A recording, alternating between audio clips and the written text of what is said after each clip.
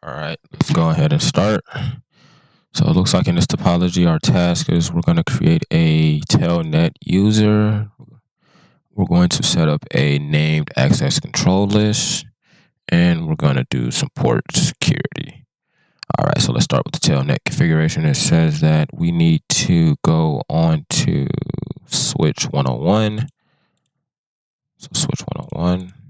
So X out of there. So we'll do username support, gives us support. We'll set the privilege to 15 since it wants exec. And the password is max to learn. All right, so that's part one. Oh, wait, can't forget, gotta set up your virtual lines. And it says that it wants us to use 0 through 4. Okay, so we're gonna log in local. So we can use that username and password we created, and transport input is Telnet. All right, now that's task one. So now we need to configure a named access control list. So from there, we'll X out of there. We'll do IP access list extended. It's going to be extended, and then we do the name control list. Okay. So now one of our first parameters is we need to restrict only PC2 on VLAN 2 from pinging. So that means that we need to stop only this PC from pinging this one. Okay. So we need to deny. We need to put the protocol we want to deny, which is ICMP, which is ping, from our source address, which is 106.200.10. And we need to stop it from pinging our host, which is 192.68.100.10. Oh, did I type it in wrong? Typed it in wrong. So deny, wait, source 192.68.200.10.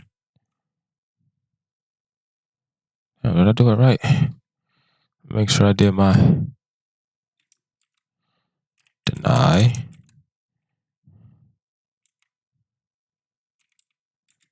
ICMP host.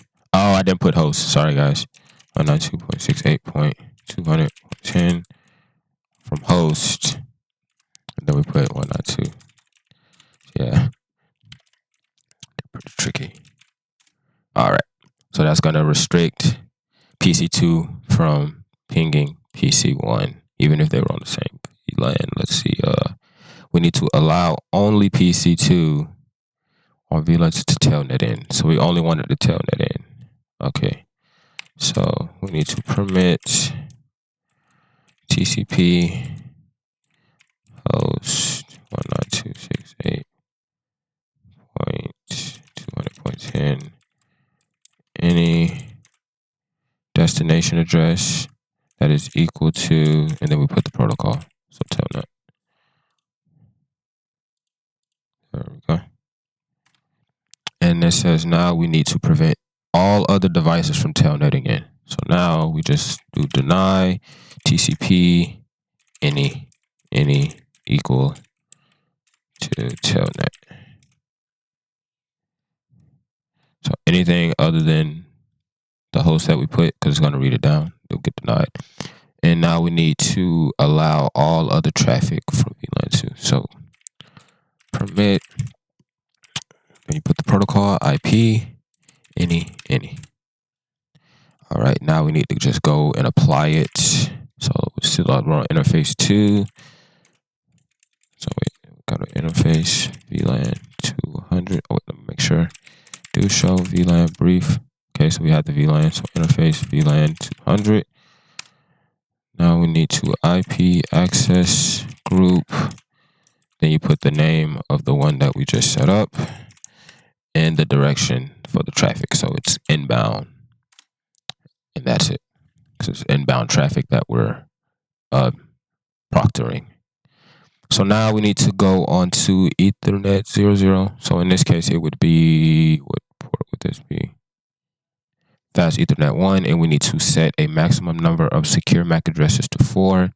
We need to drop unknown source addresses, but no notification action is required. So it's not restrict. Okay. So it's not restrict because it's no notification. And it's not shut down because we don't shut down. And also we need to allow MAC addresses to be learned dynamically. Okay, gotcha. So we need to go here. So we need to go to interface, FA0/1. We need to go ahead and do some port security. We need to do switch port security. Max is 4. Switch port security. We need to do violation, and I'll show you the different violations. So we got protect. That's the one we're going to do. Restrict would be the same, but it's going to send a notification, and shutdown is just shut down. It's going to shut down that entire interface. So violation is going to be protect. And now switch port security MAC address. We can put that MAC address in manually, or we can use sticky. So that's dynamically learned. There you go. So now we do copy running config startup config do show run, so we can make sure we have all of our configuration set. So yep, they're all set. 1, 2, 3, and we need to go in here and do the same thing. Do show run. So the Telnet user has been created. Let's go ahead and see access control list. Yep. All right. There we go. And yep, there it is. So now do copy running config startup config, and that's it. Yep. Thanks for watching.